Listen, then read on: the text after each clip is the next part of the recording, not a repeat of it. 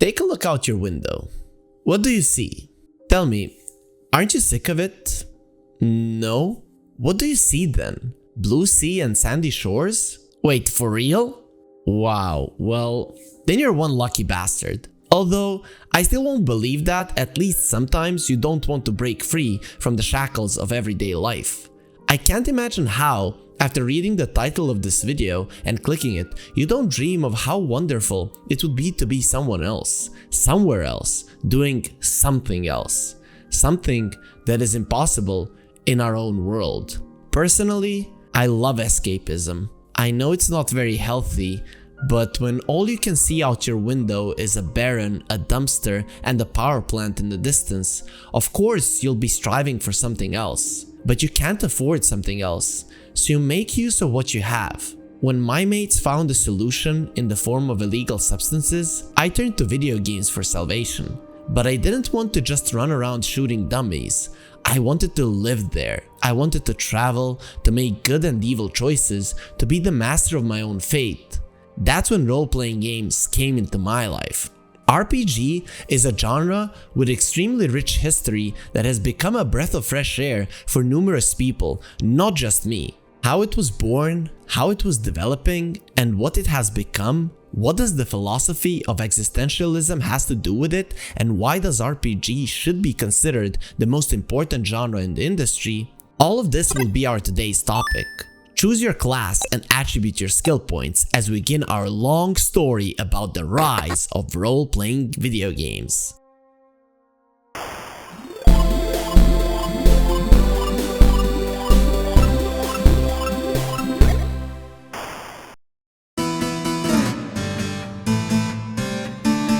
The beginnings of virtual reality role-playing games lie in our own physical reality.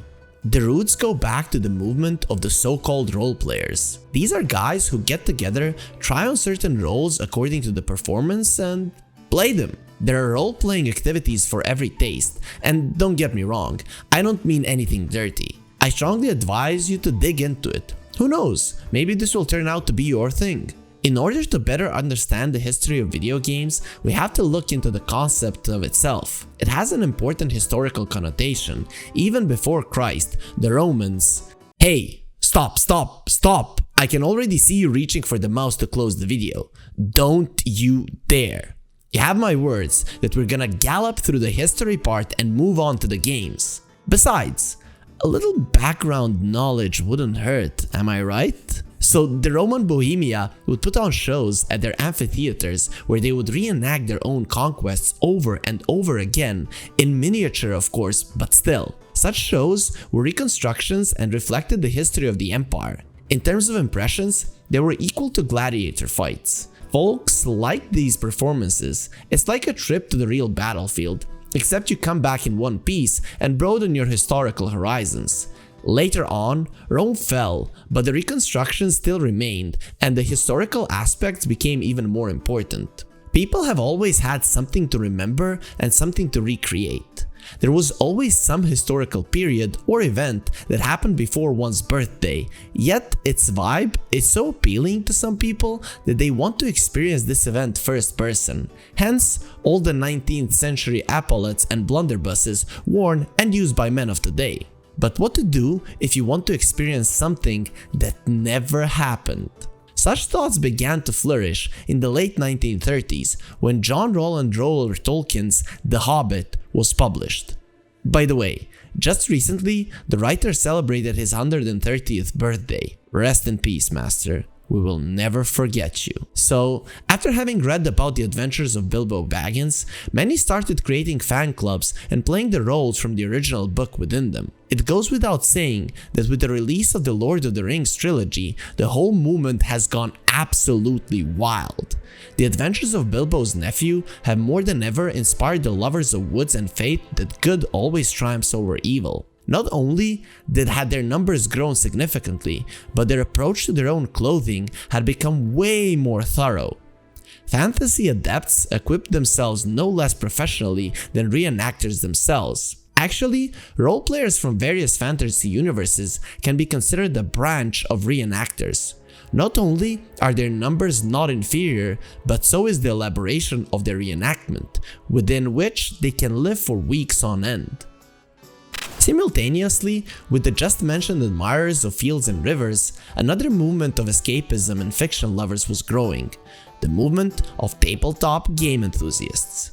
This type of role-playing games is very tricky to categorize. If historical reenactors are sometimes extremely hard to distinguish from fantasy fans who love medieval setting, then tabletop games only need the player's imagination to take him to another world while physically he remains in the same room. That is, a parlor role-playing game is one where the player himself is the character, while a tabletop role-playing game is Dungeons & Dragons, a kind of teleport to another world. D&D pushes the person out of his boring routine into another reality, which obeys several volumes of peculiar rules and the deep voice of the Dungeon Master. He narrates the hero's adventures, and in D&D, even an ordinary clerk can be a hero and tells a fascinating story. Dungeons & Dragons was booming in the 80s, so there's no surprise that among its fans there was one teenage boy from Cambridge who loved to code in his free time. The boy's name was Richard Garriott. Being a big fan of tabletop games and Tolkien's books, all while having necessary skills and an interest in the developing culture of video games, Garriott quickly figured out what exactly he wanted to see in the virtual world. So at the end of high school, he developed a couple of games for exercise, and immediately after, at the age of 18, using BASIC, he wrote Akalabeth, World of Doom, the game that marked the beginning of the story of modern virtual role-playing games.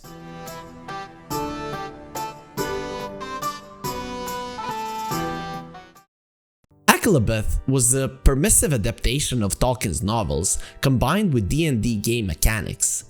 As a true fan, Garriott wanted to transfer the feel of tabletop fun to virtual reality. Perhaps partly because of this, all gameplay was originally text-based, which changed when the Apple II computer took on the role of the video game's main platform. The graphics engine allowed Richard to enrich the game with several dungeons and a map to travel between them.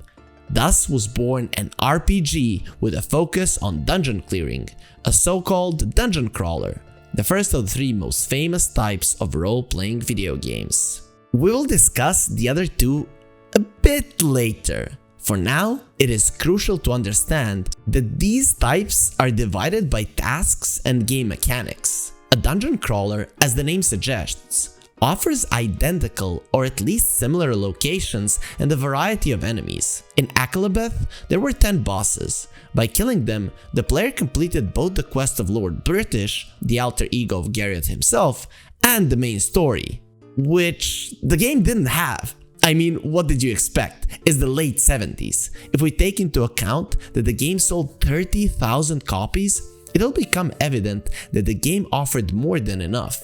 More than that, the game laid the foundation for further development of the genre. It was Richard who introduced hotkeys to quickly use commands. He was also the one to invent the mechanics of hunger and decided to show the game map from above. And the first-person view that became a classic for years to come is his merit as well.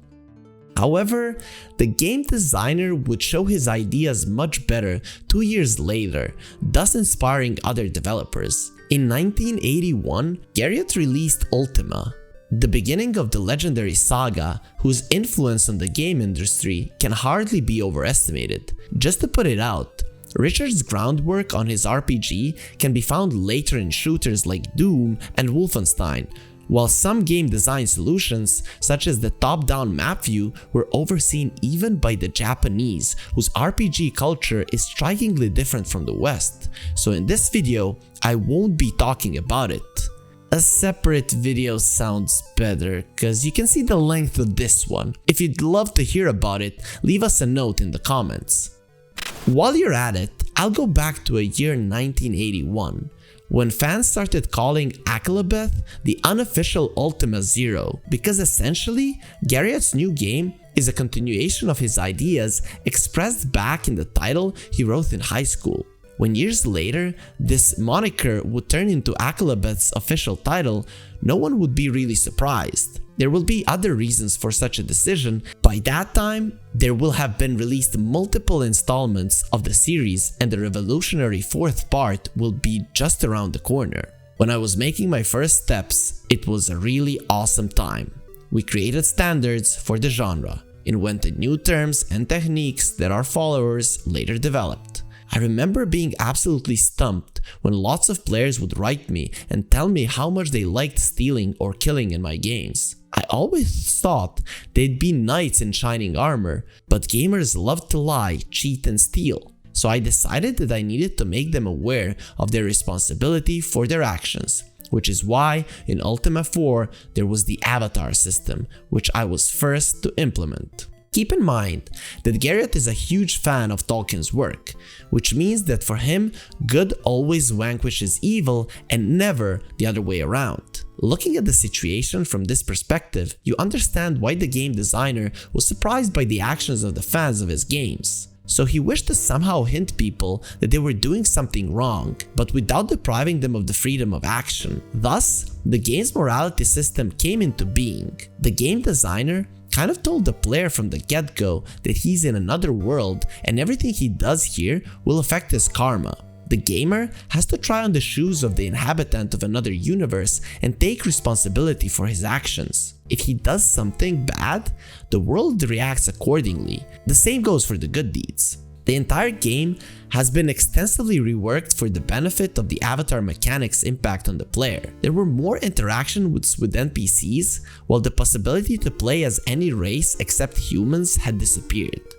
Even the plot was no longer a trivial story where the protagonist just kills a bunch of monsters and then slays the main beast. Now, the protagonist's objective was to grow. Not physically, no. Morally. According to the story, the main character must bring peace to the fantasy world, and to do this he must become the paragon of virtue, dedicating himself entirely to good deeds and creation while meditating. Thus, the hero will find peace within himself and bring it to the world around him. And if he wishes not to, he can always stab a friend or rob a caravan. However, this way, the story's finale will require much more time to reach as well.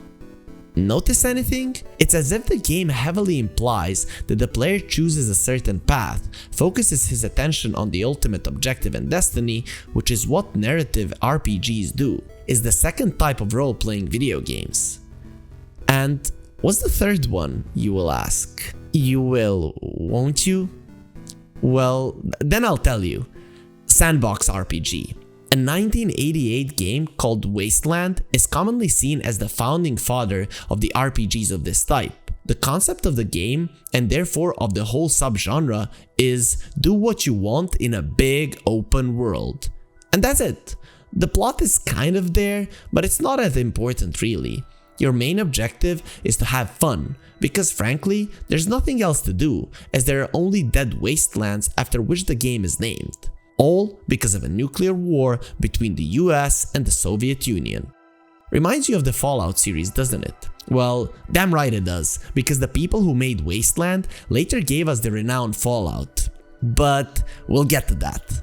Wasteland itself was the ancestor and therefore shouldn't be forgotten. It took the already classic RPG top-down view formula and added the emphasis on the protagonist's skills. You could beat the title in several different ways, each time completing the story as a different character, who could do anything that the game had to offer. The only limit was the player's imagination. There was no morality system. What morality can we talk about in a post-apocalyptic world? Steal, kill, survive. And if you want, try being the only bright person in a world engulfed by darkness. That's the joy of post-apocalypse. Am I right? No, it's not. We'll tell you someday why we love post-apocalypse. It's much more interesting than that. For now, we'll move on to the next round of RPG's development. The three main types of these video games have taken shape. Let's see how they evolved, winning more and more hearts of players and minds of the industry's frontmen.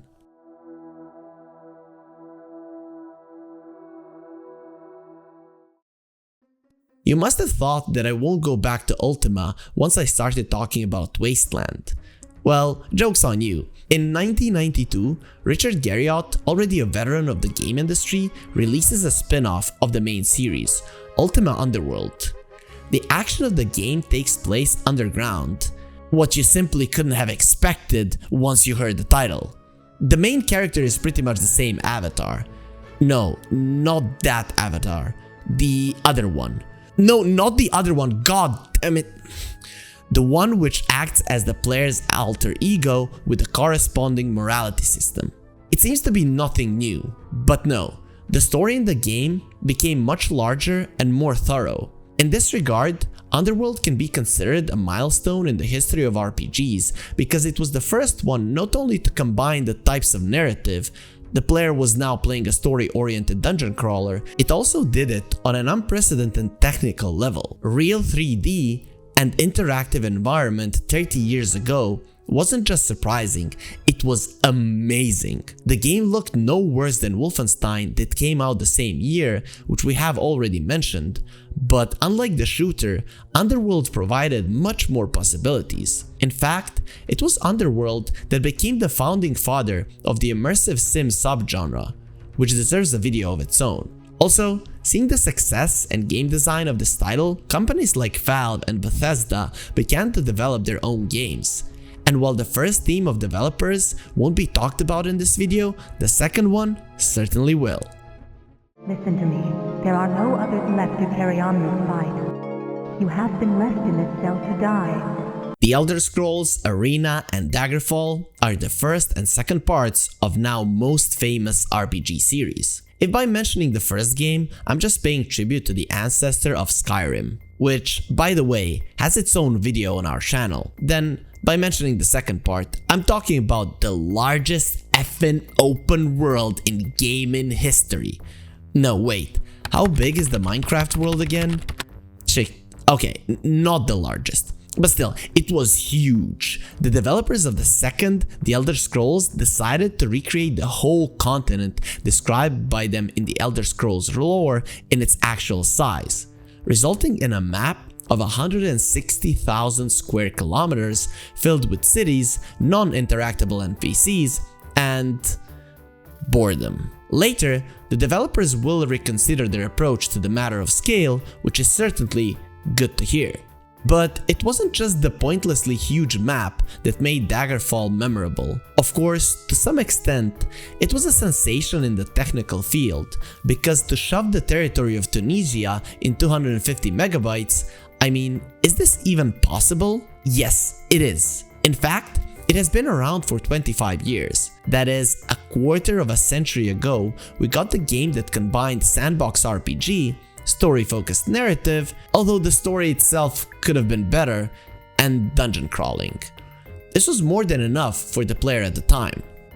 Though, I probably got ahead of myself with the dungeons, because year 1996 marked another milestone, the release of Diablo by Blizzard. A fascinating story, complemented by reparative and intuitive gameplay made for an awesome combination.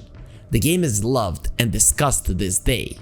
They even released an official remaster not so long ago, but perhaps it's better to beat the original game. After all, another indisputable thing about Diablo is how well it has aged.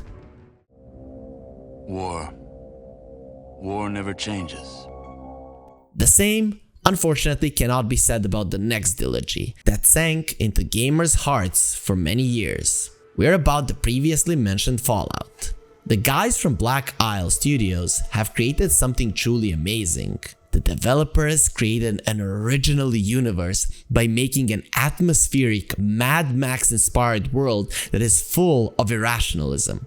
Thus, just in 2 games, they managed to tell the gamer both a serious, somewhat existential parable and a kitschy, tongue-in-cheek story. We're talking about the first and second parts of the franchise respectively. The most important thing, however, was that both games were huge playgrounds for experiments. They were fun because it was the player who was in charge of his own story, taking responsibility for his actions and facing the consequences. To this day, these games are remembered and loved precisely for their role-playing core, for its depth, which the series has subsequently lost, But I digress.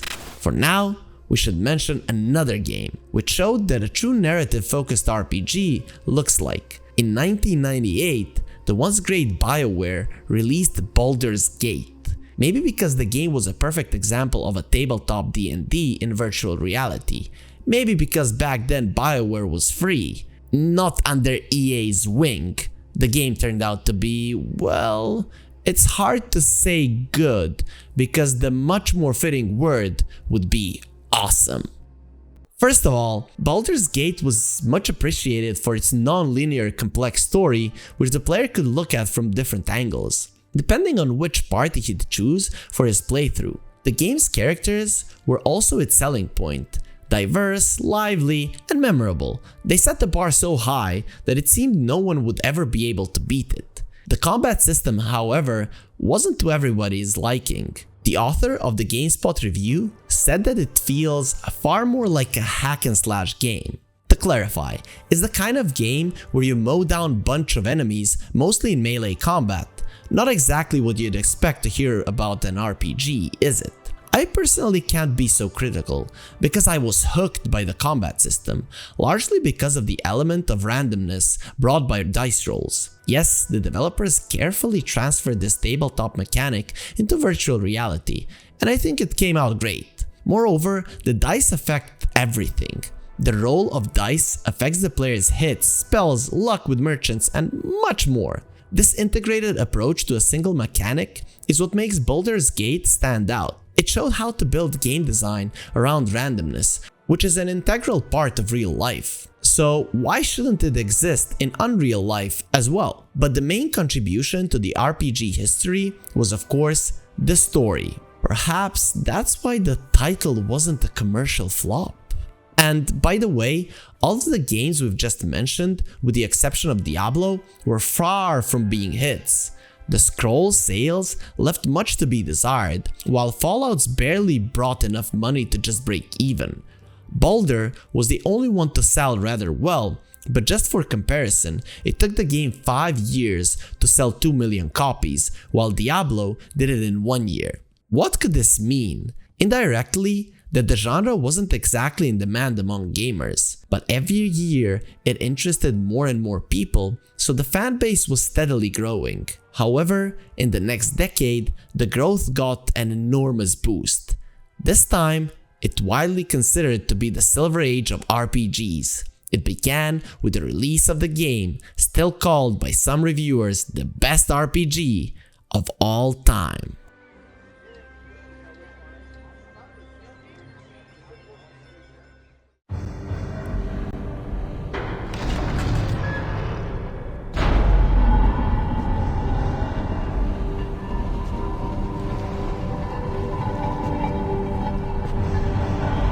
So we stopped on narrative-driven RPGs. Then I suggest we continue with this topic. A couple of minutes ago, I said the BioWare have raised the bar of quality to the skies. Well, then came our old friend from Black Isle and surpassed it with the release of Planescape Torment. It's 1999, and after a short break, the developers of Fallout release a game with a role-playing part so great that even today, gamers can't think about it without shudder and awe. Though, I have to say that no matter how many times has this game been called the best of the best, many reviewers, players, and even video game historians are still wondering, is it really the best? However, the outcome is always the same. The title is certainly impressive, and it always leads the most prestigious lists. IGN's top 100 speaks volumes. But what makes the game so memorable? An unusual world, diverse and interesting characters, hundreds of thousands of dialogues, unobvious conflict solutions, you name it. Planescape is a huge fantasy novel reminiscent of the works of Ted Williams, but unfolding in the world by China Miéville. It would seem that how could these strikingly different authors be brought together? The answer will be given to you by Chris Avallone, who was the chief creative director of Planescape. Planescape reflects on a variety of topics and gives different answers to them. It all depends on how the player plays the game. Thus, for example, when thinking about what can change human nature, profound topic, isn't it? The player may come to a conclusion that it is faith, it's capable of anything, but only for a character with a high level of wisdom. Only this person understands that personality defines the beliefs. Everything is individual. The game dug deep into a wide variety of philosophical and moral dilemmas, shedding new light on topics raised by Richard Garriott. Perhaps it was because of the width of views on the in-game world events and the depth of its gameplay that helped the game win so many hearts. It was so good that no one even remembers the lunky combat system. Besides, if the gamer needed some brawl, there was always Diablo 2. To say that at the time of its release, Blizzard's title produced the effect of an atomic bomb is to say nothing.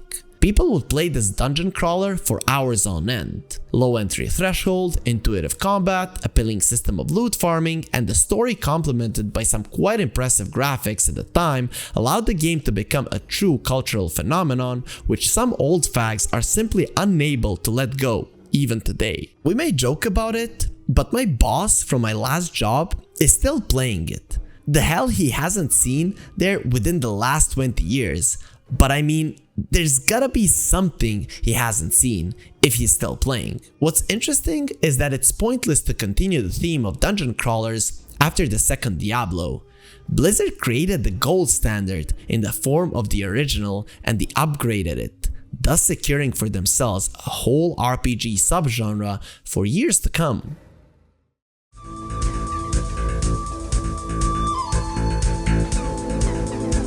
But if somewhere it's dying out, then somewhere it'll surely spring up.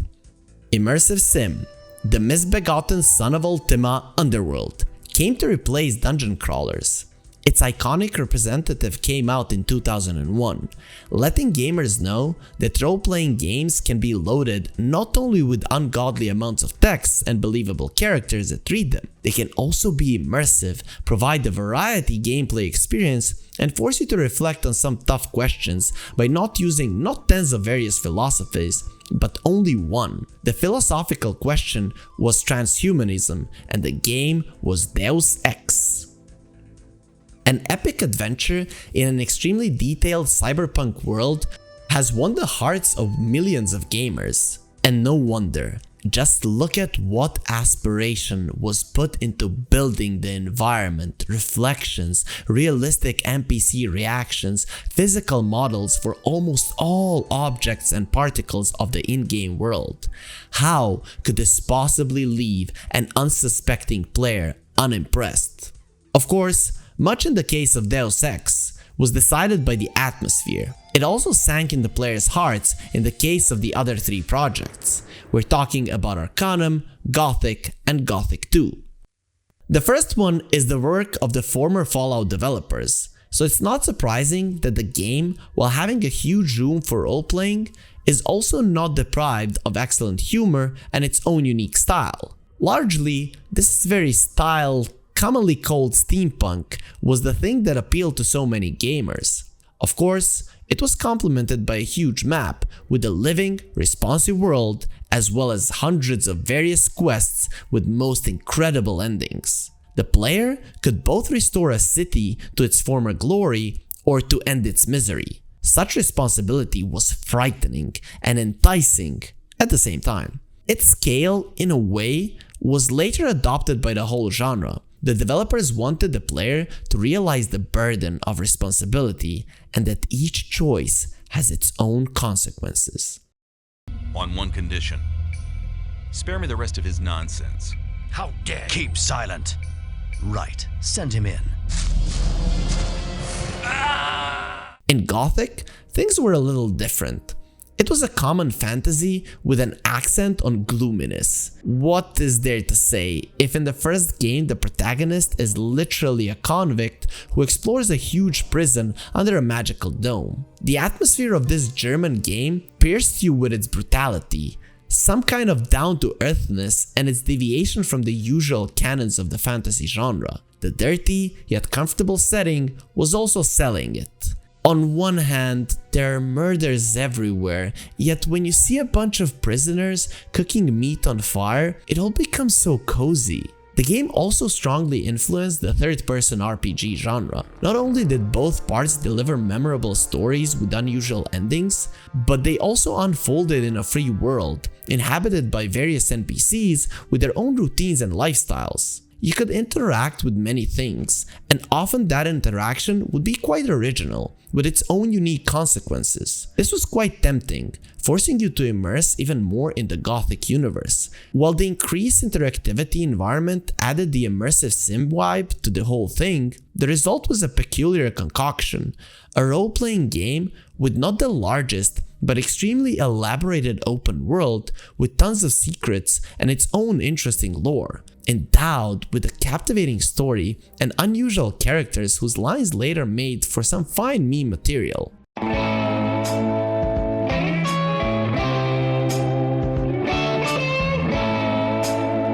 That is, you see, by 2002, the industry had come to a point where subgenres of RPG began to merge in such proportions that they wouldn't dominate each other and provide a unique gaming experience. So Gothic is a typical narrative RPG taking place in a sandbox. But an important specification, not in a lifeless sandbox, but in a small and diverse one, the kind where the player would come and immediately think, it was here before me and clearly will be here after me.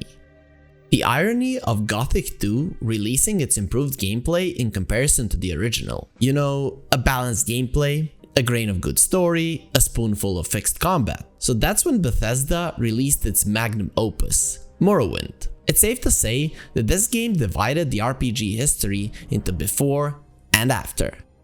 We're here. Why are you shaking? Are you okay? Wake up. The third part of the Elder Scrolls series had completely changed the concept of Bethesda games. Often in the forums decided to Morrowind, you can find reviews that say, you don't play this game, you live in it. And perhaps this phrase best describes the situation. The third installment of TES granted the gamer an unprecedented level of freedom. Not only did the player himself choose how to see the world, first or third person, he also chose how to interact with it. Dialogue system, rich variety of combat techniques, legendary magic possibilities. Bethesda's creation showed how to work with an open world and what kind of content it should be filled with. It was a mixture of excellent narrative and an elaborate sandbox full of details where the gamer could do anything he could think of. It even often turned out that the game offered far more than the person playing it could have imagined. Besides Diablo, it was Morrowind that became a superstar on the RPG pedestal. By August 2005, it had sold more than 4 million copies, which spoke volumes of how much the fanbase of complex, deep RPGs had grown.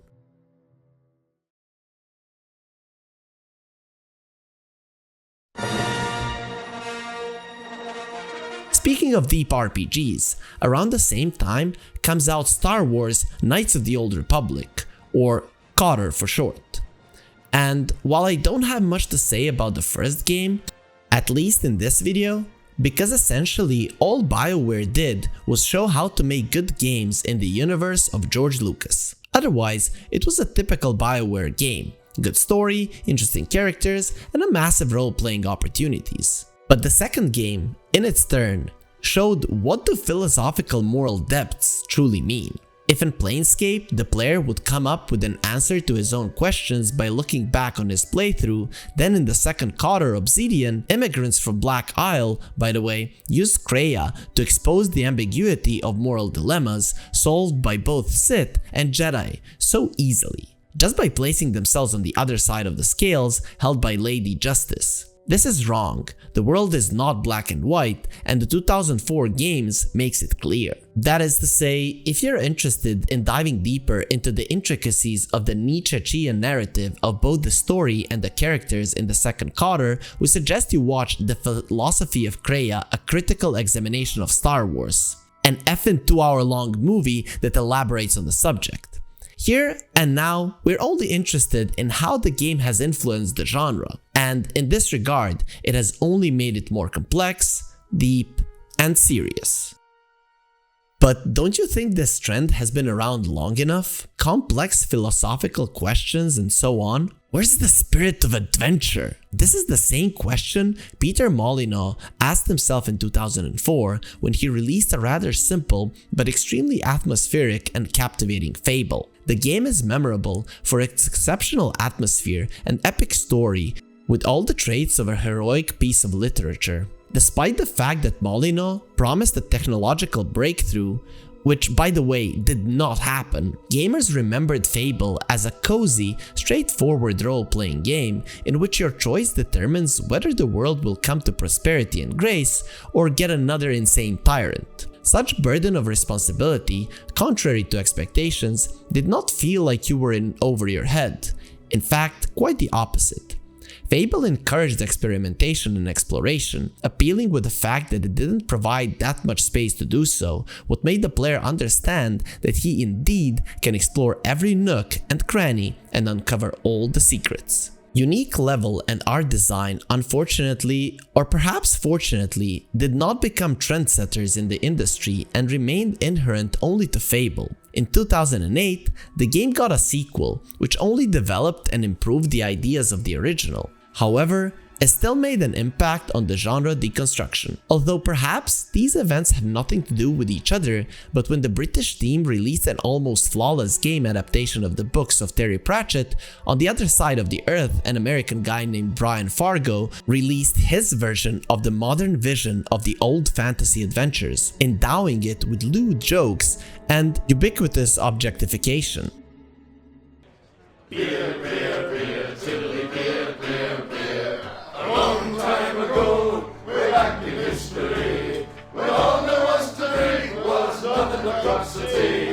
I'm talking about The Bard's Tale, which offered a fresh view not only of video games, but of the whole genre, bring it down to earth, so to speak. Also, the title continued with a trend that role-playing games had been trying to use for a long time. The game mixed different styles of role-playing, simplified them, and let you enjoy the story more and overall vibe of the title. Just like in Fable, decent combat, simple upgrade system, freedom of role-playing, designed and provided by game designers in advance, small and fairly linear locations. As I've been saying, way too many coincidences. And perhaps the genre would have continued to tread this path if it wasn't for Daddy, who came back home and showed everyone what a role-playing game really is. We're moving into 2006, Bethesda releases its newest brainchild, The Elder Scrolls Oblivion. This time, the game didn't offer any revolutionary gameplay, nor did it reconsider the concept of characters. In some ways, it even became duller than its predecessor, but thanks to that, it reminded of the somewhat forgotten classic fantasy. An epic story, decent dialogues, and well-developed characters were all still there. All of it was complemented by revolutionary graphics, a large open world filled with all kinds of stuff, and a horse armor for $2.5. Wait. Horse armor for $2.5? That wasn't supposed to be here. I was going to talk about the guilds and their great quest lines. Why all the negative? Oh, right. Actually, Oblivion can hardly be called a milestone. It is certainly a good RPG that preserved the genre's legacy. What makes it so important for the history is the sheer number of people who, having heard about the uniqueness of Morrowind, rushed to buy Bethesda's newest creation, with additional paid content. Perhaps the case of horse armor was the first sign, hinting that not only role-playing games, but the whole industry is changing, and these changes won't appeal to everyone. People will buy anything. That doesn't mean you should do it. They will buy anything. That sounds terrible. We wanted to make the price lower, but we were pressured by Microsoft and told that we had to raise the price, otherwise their themes for Xbox 360 would cost less than the horse armor. Such was the comment given by Howard many years after the game's release. But the point is still the same. Players and corporations are to blame, and this approach is still present in game development even today. While it made its first appearance in the fourth part of Elder Scrolls, That's pretty sad. His name was Geralt of Rivia. He was a witcher. Fortunately, at the time, there were still small teams creating AA class projects that had a lot in common with classic old RPGs. One of them was the Polish studio CD Projekt Red with The Witcher. Of course, its 2010 sequel looked more like a sleek AAA level RPG with beautiful visuals, a focus on the combat system, and with a more linear narrative. But it was still 3 years away, so the original was going absolutely apeshit. Weird combat, mediocre graphics, wild quests, and plenty of room for choice. And all of this despite the fact that the player didn't exactly have a lot of responsibilities for role-playing, as he controlled Geralt, a character with his own story and personality. But here's the thing, thanks to a lazy but effective scripting trick called Amnesia, the player had the opportunity to create his own Geralt, using the outer husk purely as a vessel for the real avatar. It's surprising that in 2007 there was a game that, on the contrary, adhered to all the changes in the industry, and moreover was a quintessence of these changes, not a flawless one though. I'm talking about Mass Effect, an action RPG from BioWare with a strong emphasis on characters, story, and action, which was rather new. The gameplay footage may make the game seem like a third-person shooter, and it would be one if it wasn't for the variety of the stories of the supporting characters, the elaborate plot, and the shitty combat system. Sorry, shouldn't have said that. After all, never speak ill of the dead. That's why I shall now shut up about the original and mention that the sequel fixed all the mistakes and showed what does an action RPG look like, where action isn't just an affix, but an integral part of the gameplay. But why am I talking about Mass Effect? Because its example illustrates perfectly how the boundaries of RPG started to overlap with other genres. Either the role-playing elements were brought into the structure of an action game, or vice versa. If you think about it, the answer won't keep you waiting, but the funny thing is that the question itself arose in the first place. It could have been addressed to Fallout 3, but Bethesda screwed everything up and buried the good shooting mechanics as early as on the stage of production. As a result, we got not the great RPG, first of its kind with deep roleplay and responsive weapons, but Oblivion with guns, which had lost the charm of the quests of the original post-apocalyptic RPG dilogy. Then why am I talking about it, one may ask? Well, because it is an eloquent indicator which shows that even the classic RPGs started putting current trends in the industry above all else. There were enough fans of the genre for everyone to hear about its advantages. Now, it was necessary to implicate the inherent gameplay elements of other video games so that fans of other genres would become interested in the possibility of being anyone in another world. So the complex leveling system were being simplified, long dialogues were being cut, the RPG genre was becoming more casual. Though, I'm not being completely honest here. Once again, somewhere there's a loss and somewhere there's a gain. In 2009, Hidetaka Miyazaki, an up-and-coming game designer, released Demon's Souls, which laid the foundation for an entire subgenre of the action RPGs, where the gamer is forced to concentrate on the intricate combat system. It is complemented by an underlying plot, which is incomprehensible without a shot or two, and a stunning world. It wasn't an open one, but it was full of all kind of paths and shortcuts. So full, in fact, that no matter where the player went, he could always be sure that sooner or later he would return to where he started.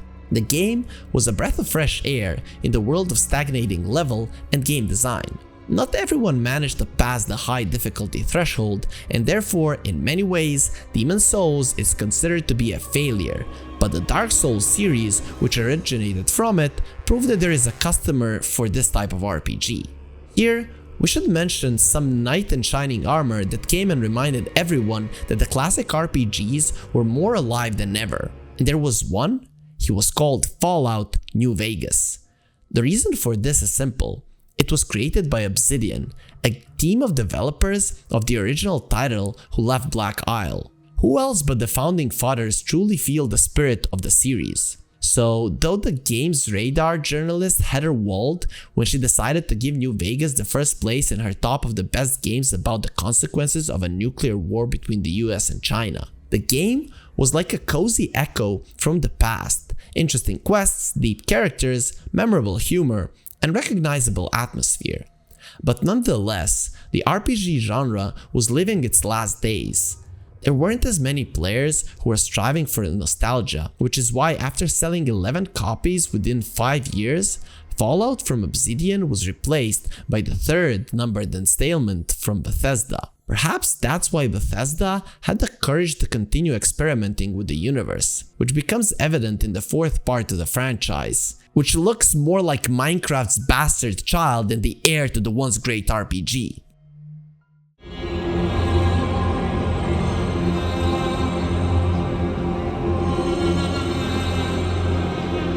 The genre began to digest itself. By recycling old ideas and using new wrappings, it would present something new with a gameplay different from its predecessors. A perfect example is 2011's Deus Ex Human Revolution. This is not a remake, not even close. It's a sequel that went off the rails of the RPG and chose the path of a pure immersive sim with individual RPG elements. This game perfectly illustrates how the industry corroded and dissolved the whole genre and its legacy over 10 years ago. Though the latter is debatable, but we'll get to that. For now, let's honor the swan song of role-playing adventures, the Precipice of Sorts, which wasted a good chunk of its forefathers' legacy, but still was the one, the true adventure in a huge and fascinating fantasy world. We're talking about the 5th game in the Elder Scrolls series.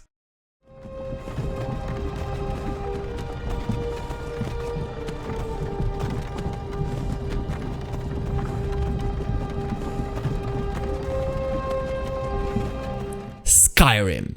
This is the good old Bethesda, faithful to its gold standards. As I said, we have a separate video about the game. Take a look at it if you haven't already. Here, we need the Dragonborn to conclude the story of the rise of RPG and to commence the story of its infiltration into all areas of the video game industry.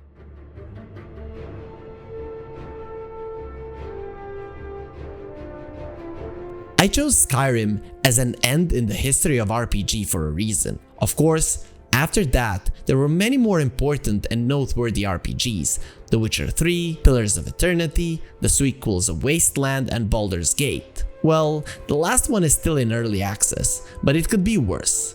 But here's the thing, all of this is not one huge wave that encompasses the whole industry. To make classic style RPGs like Pillars of Eternity, Obsidian were forced to raise money on Kickstarter. Skyrim was purchased by so many people that even 10 years later it is still relevant. The recent anniversary edition only proves this point. But even at the time of its release, it was already fighting for the attention of the audience that had nothing to do with the fanbase of RPGs, yet had a rough idea about the genre. The thing is that even back in 2011, game developers were wedging certain mechanics in their games that previously were inherent to strictly one genre, which had originated from the tabletop D&D. The open world in the Far Cry series, the quite elaborate role-playing and leveling system in the Stalker series, back then all of it was in some kind of a rudimentary state. But time went on and it became clear that role-playing elements attract even the fans of rail shooters. For example, some Call of Duty fans could do without weapon upgrades and character leveling, making the release of Advanced Warfare only a matter of time. What's more important is that the days of RPG dominance are not over yet. Now there's a great abundance of games whose gameplay core isn't based on lengthy dialogues and deep role-playing, yet they suggest the player tries on the protagonist's shoes. They offer the possibility to upgrade his skills and weapons, like in Dying Light. They create multiple endings that depend on the player's actions, like in Black Ops 2 or Cold War. Or they change the original concept of the series altogether, call it an RPG, and try to mimic The Witcher like with the Assassin's Creed. But here's the paradox. It seems that the role-playing component has grown, yet there's no immersion into the role itself, into the in-game world. If we don't count such rare exceptions like The Witcher 3 or Divinity Original Sin 2, that is, as I said, everything is still there, but is now extremely hard to find. Role-playing video game turned from a monolith into a shooter with RPG elements, or an open world game with RPG elements, and so on. An integral genre has shattered into many pieces, which is why now even the most iconic series, the founding fathers of the genre, look more like Minecraft-ish shooters with RPG elements. Yes, Fallout 4, that one is about you. However, there is another side to this. Role-playing has conquered the entire industry. It has almost disappeared in its initial hardcore form, but it has allowed even the most casual players to dive into memorable worlds and compelling stories. And thanks to what? What makes RPGs stand out against the other types of video games? Why do gamers love them so much, though they may not even realize it? The one to blame is the philosophy of the genre laid in its very foundation. After all, no matter to what extent the impact of role-playing is diminished, the core idea, the foundation, remains the same. Am I right? Let's say a couple of words about that core then.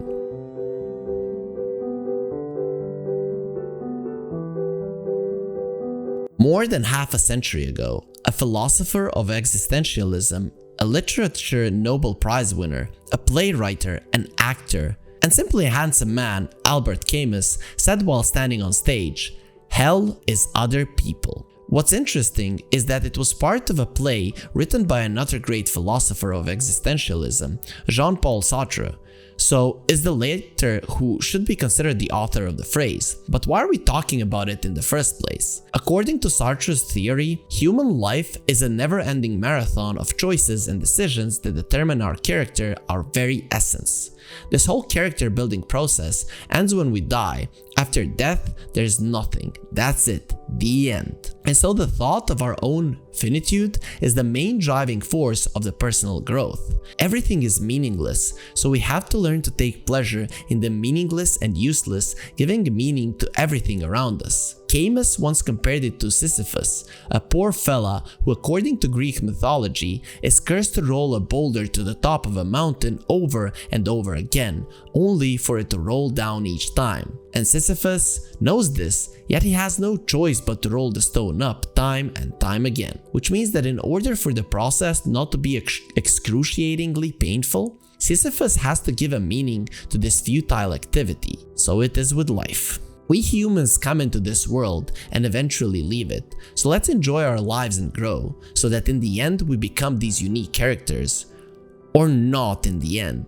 The phrase "hell is other people" has no misanthropic subtext. It simply means that every person who looks at us does not see our essence in the moment. He sees the whole process of our existence as here and now, depriving us of the freedom to act and grow, forcing us into strict frames of norms and rules from which many people cannot escape. This is where role-playing games come to rescue.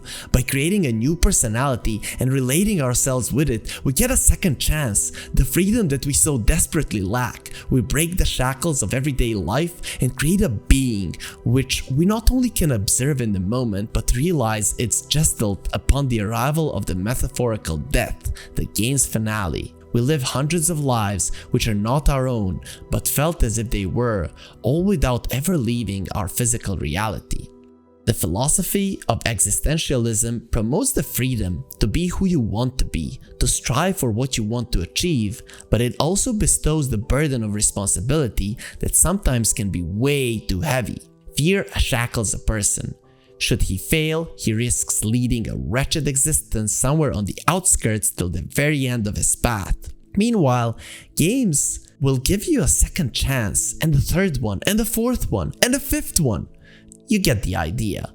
Think about your thoughts when you launch Skyrim. Do you want to make your own double or create a brand new character and see what will happen? Don't you love trying to do something that you can't do in the real world because of the rules of the society that raised you or because of your country's penal code? Although actually, maybe the fact that you can't do something because of the law isn't exactly a bad thing, but in the game you can, and yes, you will be held responsible for what you did, but it will be a different kind of responsibility. That's why RPGs are so highly valued. For their ability to immerse the player in the world, it's crucial to make him perceive the fictional environment as something real. That way, he could perceive his actions just as he would in the real world, while still being much freer than in the opposite side of the screen. This will finally allow him to do what he cannot do in the physical world, to create a decent character even in the killer's eye of others, to get a real identity, which the player was unable to achieve in the grey real world.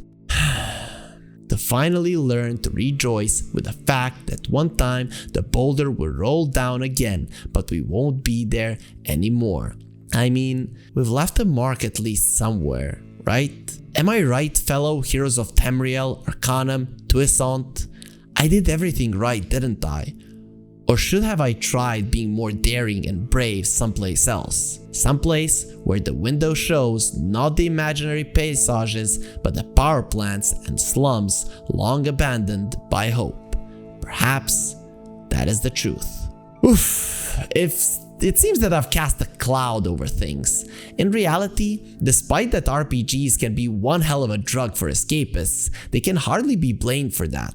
Such is the philosophy of the genre, to create independent worlds so that the player could escape everyday life by visiting them. Or, doesn't really matter if the everyday life is boring or exciting, it's the matter of the routine. After all, people tend to grow tired even of extremely well-paid jobs. For example, Elon Musk is a huge fan of D&D. And this philosophy, at least partially, is being adopted by other developers by giving the gamer a choice, so that he related himself to the protagonist by creating an interesting open world so that he could explore it as he pleases, by creating bright NPCs because a lively world is impossible without lively inhabitants. Today, many games from shooters to strategies overlap with the RPG genre. Far Cry and the Crusader Kings are perfect examples. The role-playing genre has reached its peak 10 years ago. However, it didn't as much amaze the players as it amazed the whole industry. After all, the sales of Skyrim, no matter how hard Todd Howard begs us, are dwarfed by the sales of, say, GTA V. Although Rockstar too have always loved adding role-playing elements to their games, which also proves the points mentioned previously in this video. As for the industry, it focused more on the inner workings, which respond to the external demands of the players who grew tired of the same type gameplay mechanics, requesting diversification.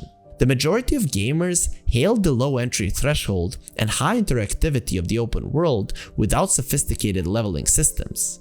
Hence, the encourageing of the genre and its merges with other types of games.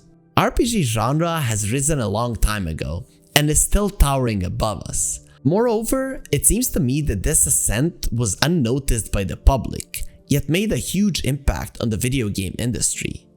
Metaphorically speaking, the RPG genre is not a space shuttle that always moves forward, winning more and more hearts of gamers every minute.